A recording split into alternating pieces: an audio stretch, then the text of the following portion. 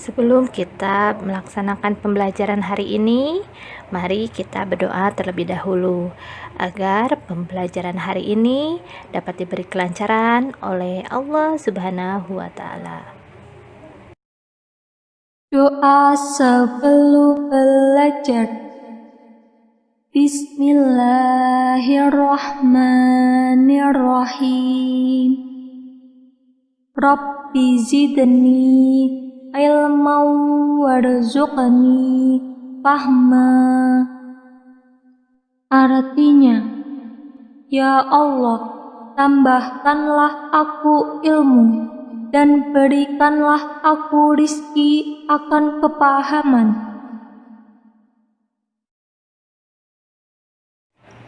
Assalamualaikum, selamat pagi, selamat bertemu lagi dengan Ibu di channel Tematik. Hari ini kita akan belajar mengenai gambar cerita. Gambar cerita biasa disebut juga ilustrasi, merupakan gambar yang terdapat pada sebuah karya tulisan.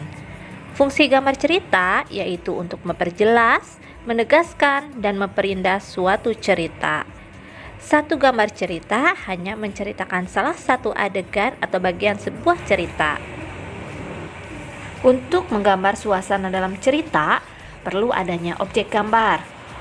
Objek gambar bisa berupa manusia, hewan, tumbuhan, atau benda. Untuk membuat suatu gambar cerita, Ananda harus memperhatikan langkah-langkah dalam membuat gambar cerita. Langkah yang pertama adalah menentukan ide atau gagasan. Ide atau gagasan dapat meliputi tema dari cerita tersebut, tokoh, karakter dari tokoh cerita, suasana, dan latar cerita tersebut. Langkah yang kedua adalah membuat sketsa. Sketsa adalah rancangan gambar. Sketsa dibuat harus menggunakan pensil karena ini bersifat sementara atau bersifat rancangan. Langkah yang ketiga adalah mewarnai. Pada tahap ini, sketsa kemudian dipertegas hingga menjadi gambar jadi. Gambar tersebut kemudian diwarnai. Kenapa harus diwarnai? Tujuannya agar gambar lebih indah dan menarik.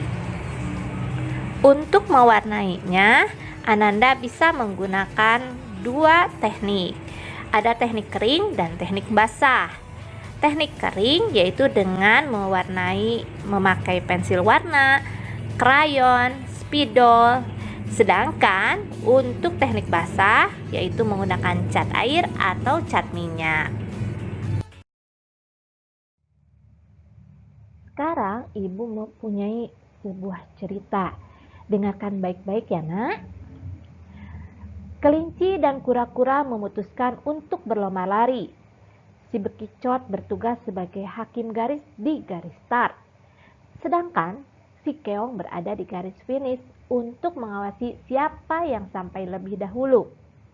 Lomba lari itu pun dimulai. Dengan mudahnya si kelinci memimpin lomba. Ia berlari jauh di depan kura-kura yang merangkak lambat. Coba perhatikan pada cerita ini. Tokoh yang berada pada cerita ini siapa saja? Ayo. Ya, yang pertama tokohnya adalah kelinci. Nah, Ibu mempunyai gambar kelinci seperti ini. Kemudian tokoh yang kedua siapa? Betul ya, kura-kura. Nah, seperti ini ya gambaran untuk kura-kuranya. Kemudian tokoh yang ketiga adalah si bekicot. Seperti ini gambar si bekicot. Kemudian yang keempat adalah si keong. Si keong gambarnya adalah seperti ini. Nah, tugasnya adalah Ananda menggambar cerita tersebut di kertas HVS dengan tokoh-tokoh yang ada pada cerita ini. Ibu sudah memberikan gambaran tentang tokoh-tokoh yang ada pada cerita ini. Jadi silahkan Ananda membuat latarnya dan suasananya seperti apa. sesuai dengan cerita tersebut. Ibu sudah membantunya dengan memberikan gambaran dari tokoh-tokoh tersebut. Selamat mengerjakan. Alhamdulillah, pembelajaran hari ini sudah selesai. Jangan lupa untuk membaca doa sesudah belajar. Bismillahirrahmanirrahim. Subhanakallahumma wa bihamdik asyhadu an la ilaha illa anta astaghfiruka wa atubu ilaik.